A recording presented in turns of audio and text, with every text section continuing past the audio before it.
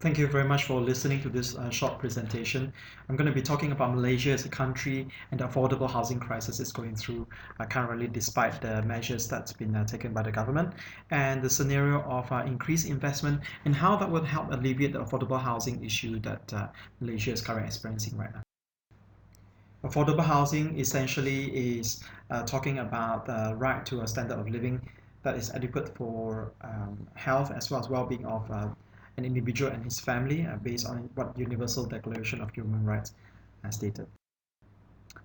Malaysia is a country that is wedged between Thailand and Indonesia, just underneath China.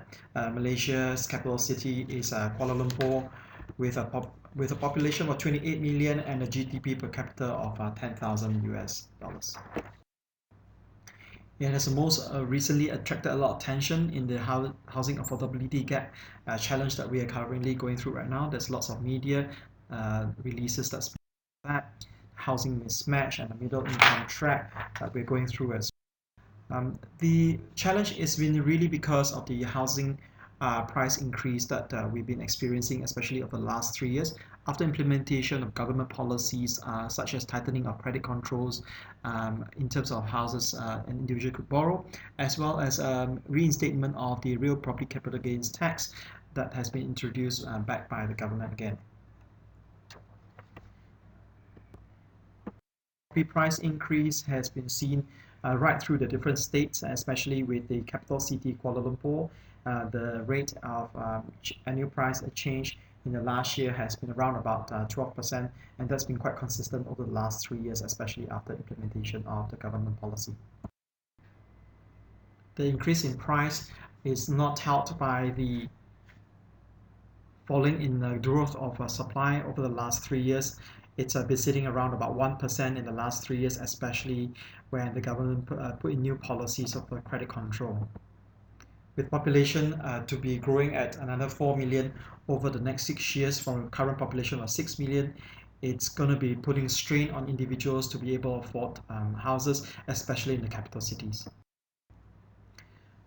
The material cost is also look like it's going to be on the rise as well as it has been over the last decade or so. Again, that would not help with the affordable crisis that we are going through right now. The household debt as a percentage of GDP is also on an increase and sitting now 82% of GDP.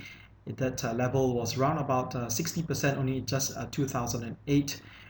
And the challenge that we have currently is obviously the increase in property prices and the household debt, creating possibly a scenario where we're not sure how we can get out of this affordable housing crisis. Even S&P cuts the outlook for Malaysian banks because of the household debt concern in the most recent report on the 27th of November. The GDP levels per capita for Malaysia has been lagging behind in the last 30 years, lagging behind developed nations now such as Korea. It's not all doom and gloom though. The Malaysian economy has put in place a couple of things as part of the economic transformation program is to get us to the developed nation status by the year 2020. In order to achieve a high income nation, our GDP must grow by about 6% annually between 2011 and 2020. And developed nation status, its definition is a GNI per capita income of 15,000 from the current 9,000. In order to do that, a lot of investments needs to flow into the country to get to that level of development. Even 11 industry sectors are being looked at, including the growth of the KL, capital city, financial services, education, healthcare, and agriculture. The ETP roadmap to achieve a high income nation means that we need to look at investments on a large scale over the next 10 years. It needs to look at the infrastructure growth as well. It needs to also look at the private sector growth. There are 149 projects that have been announced, of which a large portion of that have initiated already. By the year 2020, investments will be sitting about 211 billion. The GNI per capita has also grown from 2010 to 2012 of around $1,900 per capita. According to the government, we are on track to achieve the GNI target of 15,000 for the year 2020. The private investment versus the public investment has been growing at a pace of about 22% on average over the last 2 years. What we are proposing is to look at the stimulating the investment using the investment multiplier that will impact ultimately on the GDP level as well as GDP per capita, which could alleviate the affordable housing crisis that we're going through right now. Scenario 1, what we did was we took a 30% investment increase target and we tried to achieve that in 5 years. By the year 2050, we will achieve about 26,000 per capita GDP. Scenario 2 was the same 30% investment target to be stretching over the next 10 years, maintaining it for 30 years after that. The numbers are not much different, it's about 26,000 as well per capita GDP. We stretch that further 15 years, the end result at the year 2050 is also a similar number of $26,000 per capita.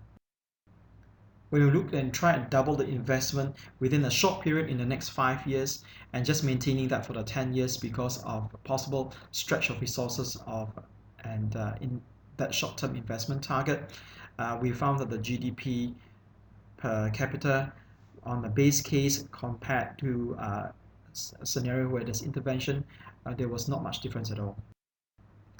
So what we're proposing is it's not how fast the government should increase investment. It would need to look at a scenario where it doesn't stretch the unnecessary resources currently, but to look at the investment over a longer period as a smarter strategy moving forward. Thank you.